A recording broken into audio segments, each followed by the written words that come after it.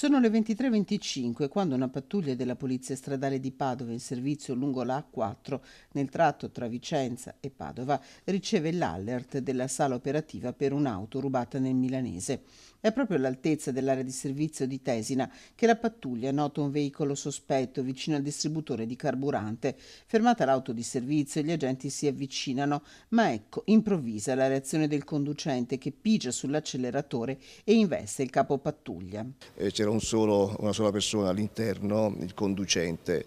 Nel momento in cui questa persona ha capito del controllo, non ha esitato a partire, addirittura ha investito un agente, il quale per la prontezza di spirito che ha avuto è riuscito ad evitare, nonostante l'investimento, che potesse finire sulla prima carreggiata dove c'era il transito di mezzi pesanti. Non perderà mai conoscenza l'agente che, gravemente ferito, viene soccorso e portato all'ospedale San Bortolo di Vicenza con diverse fratture e ferite.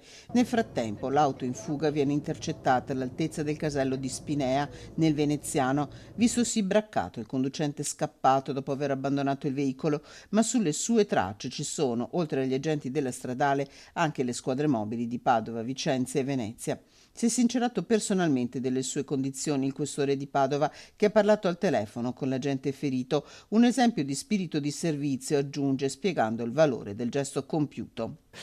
Sicuramente si tratta, ripeto, di un'attività dei colleghi della pattuglia della Polizia Stradale importante. Perché l'auto è risultata essere stata rubata a Pero, quindi in provincia di Milano, e probabilmente questa persona si accingeva probabilmente a porre in essere un'attività illecita, se non in ambito autostradale, comunque su obiettivi a ridosso appunto dell'autostrada, in quanto poi vengono normalmente utilizzate come vie di fuga dopo aver commesso un reato. Stava probabilmente raggiungendo alcuni complici con l'auto, il malvivente in fuga. Le sue ore potrebbero essere contate.